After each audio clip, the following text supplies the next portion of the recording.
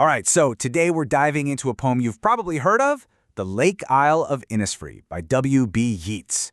But we're not just going to read it like it's some old dusty thing from a textbook. No way. We're going to peel back the layers and find something that is so relevant. A really powerful story about a feeling that, honestly, every single one of us has felt. I mean, have you ever had that feeling? You know, that deep gut feeling where you just want to drop everything right now and get away from all the noise, all the concrete, and just find a place where you can breathe? A place of total peace? Well, that is the exact feeling that kicks this whole poem off. Yeats just nails this universal human desire to escape. And just listen to how he starts. This isn't, I'd kind of like to go. No, it's a declaration. I will arise and go now. You can feel the urgency in that, right? This is a powerful, immediate statement. It's like the starting gun for the journey we're about to go on with him. And it's a journey that's just as much about the soul as it is about physically going somewhere. Okay, so let's dig into this first part, a powerful, urgent dream. We're talking about the deep, spiritual calling of this place, Innisfree. Because what the poem sets up right away is that this isn't just some daydream about a vacation. This is something much deeper. It's a profound, almost spiritual calling, a real need, not just some passing thought. Okay, so here's where things get really fascinating. The specific words he chooses, I will arise and go. Now, that might just sound a little formal to us, but it's actually a direct echo of the King James Bible. It's famously from the story of the prodigal son, and if you remember that story, it's all about someone finally deciding to return home after wasting their life. So by using that exact phrase, Yeats is doing something really clever. He's turning this trip into a full-blown spiritual quest. It's not just a getaway, it's a return from the empty, wasteful city life back to the healing power of nature. So, what does this paradise he's dreaming of actually look like? Let's talk about building a simple paradise, a detailed vision of a life made completely by hand. The speaker has a very clear, very specific plan. And what's key here is that it's not about kicking back and doing nothing. Nope. It's about finding fulfillment by building a life through simple, almost meditative work. And here's the blueprint. It's basically a 4-step plan for total self-sufficiency. First, he's going to build a small cabin out of clay and wattles. I mean, super basic, natural stuff. Second, he'll plant 9 bean rows to grow his own food. Third, he'll get a beehive for honey. And fourth, and this is a big one, he will live alone in peace. It's all about the simplicity and the intention behind it. This is a life built from scratch, with his own hands and in peaceful solitude. And this really gets to the heart of the whole poem. He's not trying to escape from work. That's a huge misconception. He's trying to escape to the right kind of work. He's craving that sense of fulfillment you get from building something with your own hands, something simple, and living in total harmony with the natural world around you. And really, every single part of this dream home is symbolic.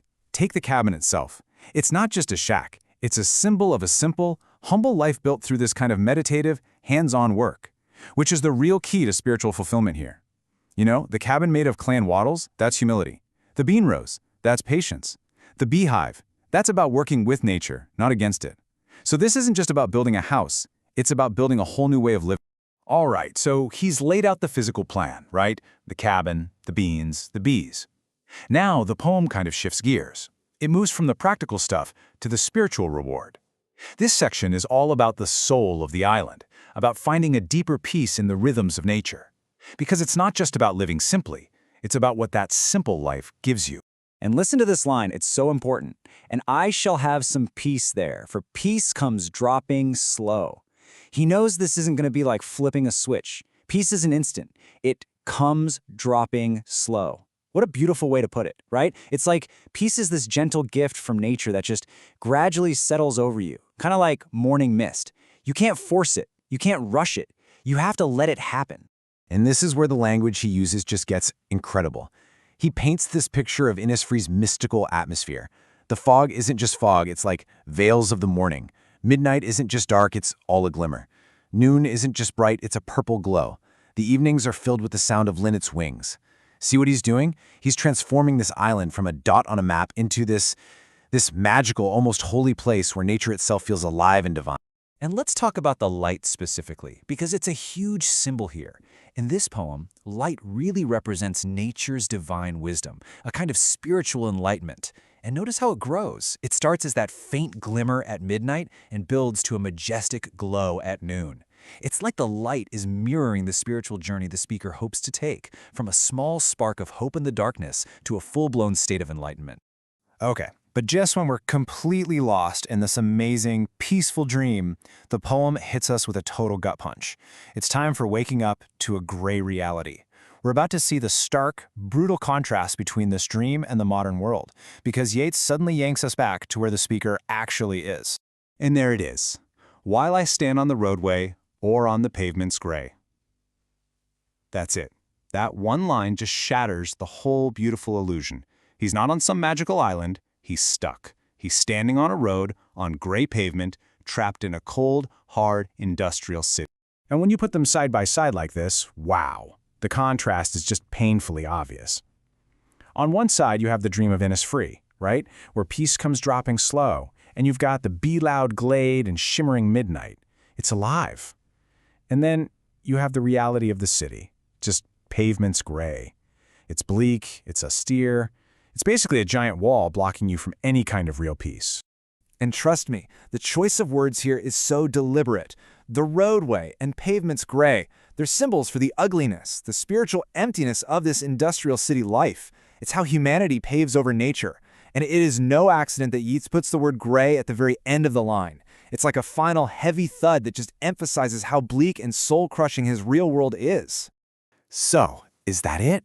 Is the dream totally crushed by this gray reality? Well, here's the final, absolutely brilliant twist of the poem. The answer is no. This is about a sound in the heart. It's about how the dream of Innisfree ultimately survives. Because even though he's physically trapped in the city, the dream finds a way to live on deep inside him. This is how. He says, I hear lake water lapping with low sounds by the shore. It survives through sound, a memory. He hears this sound constantly, always night and day. It's not just a passing thought, it's a permanent soundtrack inside his head. It's his lifeline, his direct connection back to Innisfree that keeps that hope from dying out. But here's the most important part. He doesn't just hear this with his ears, like a car going by. The poem ends by telling us he hears it in the deep heart's core. And that is everything. It's this profound, natural connection to the world that the city, with all its gray pavement, just can't break. The city might trap his body, but there's no way it can get to this sound that lives deep inside his soul. And this, right here, is the poem's ultimate message. Innisfree stops being just a physical place you can find on a map.